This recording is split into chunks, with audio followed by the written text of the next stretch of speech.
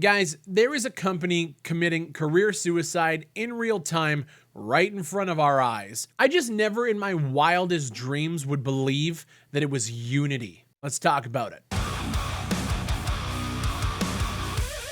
Unity has just announced a $4.4 billion merger with a company called ironSource. According to Unity, they will be harnessing the company's tools, platform, technology, and talent to form an end-to-end platform that enables creators to more easily create, publish, run, monetize, and grow live games and RT3D content seamlessly. Now that seems like a legit statement until you look at who ironSource actually is, what they've made, and you realize that this is the worst decision Unity could have ever made. ironSource is known for its flagship product, InstallCore, which is a wrapper for bundling software installations. So if you're an avid PC user and you click on a link to download a program that you need and you're greeted with all of those messages of install this and install this and install this, do you want to install this? And they ask you to install all of these programs that you just don't give a fuck about. Things like Reg Clean Pro, Driver Cleaner, and McAfee. That wrapper was most likely InstallCore. Literal adware that injects itself into your PC to slow it the fuck down. Fuck InstallCore. And I know that it's not just me who thinks this. Windows Defender, as well as Malwarebytes, will literally stop InstallCore running in its tracks. Now, this $4.4 billion merger is fresh off the heels of Unity announcing only 2 weeks ago that they're laying off 300 to 400 employees, with layoffs still continuing. What's worse, Unity bosses told these employees to log into a video call with no warning, and they brought HR in and laid them off. To make matters worse, you now have an interview drop on the 13th of July with John Riccitiello, who is the CEO of Unity, and I have to put this in here beforehand. He was the president and chief operating officer of EA from 1997 to 2004, and then returned in 2007 as the CEO until 2013. So this is the guy who had his hands in the EA pot when they started to really dive into microtransactions and basically formed the EA that we see today. John Riccitiello, in an interview with PocketGamer.biz, John says a lot of things that I actually agree with, but says them in a way that inevitably pissed off everyone on both sides of the conversation.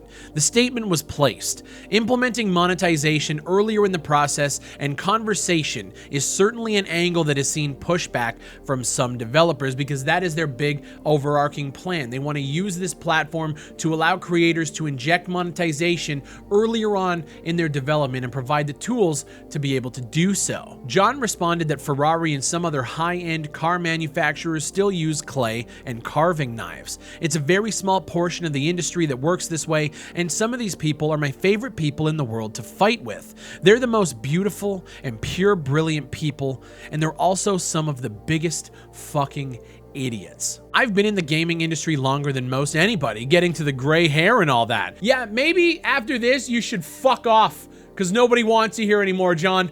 Nobody wanted you back then. Fuck off. It used to be the case that developers would throw their game over the wall to the publicists and sales force with literally no interaction beforehand. That model is baked into the philosophy of a lot of art forms and medium, and it's one I'm deeply respectful of. I know their dedication and care. Keep in mind, this was after he just called those same people fucking idiots. Just keep up. But this industry divides people between those who still hold to that philosophy and those who massively embrace how to figure out what makes a successful product. And I don't know a successful artist anywhere that doesn't care about what their player thinks. This is where this cycle of feedback comes back, and they can choose to ignore it, but to choose to not know it at all is not a great call. So I'm not quite sure how this relates to player feedback and all that stuff. Really what it boils down to is a lot of people are giving John and Unity pushback for merging with ironSource to create monetization models that developers can utilize earlier on in the development. Now, here's the thing. When we cover early access games who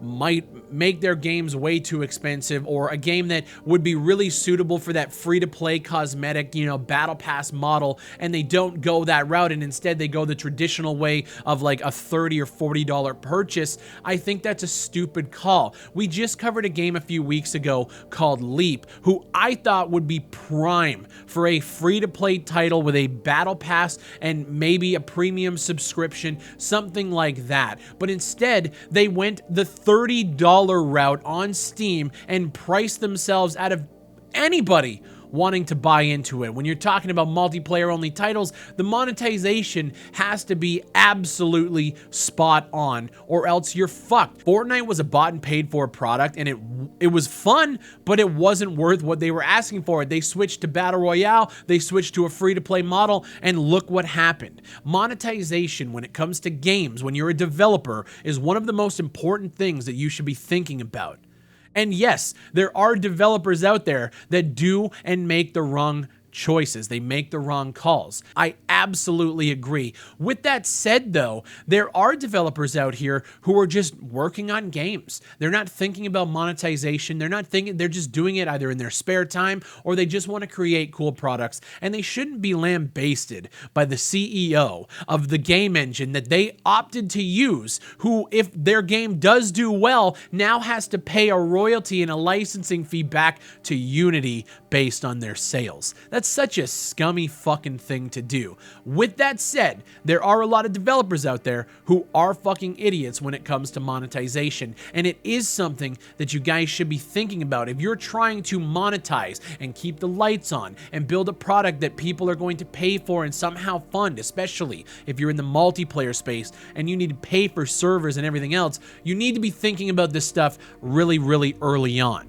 But just because you don't does not make you a fucking idiot if you're just making these games for fun. When I look at games like Leap as the example I used earlier, I know that that game is going to go under.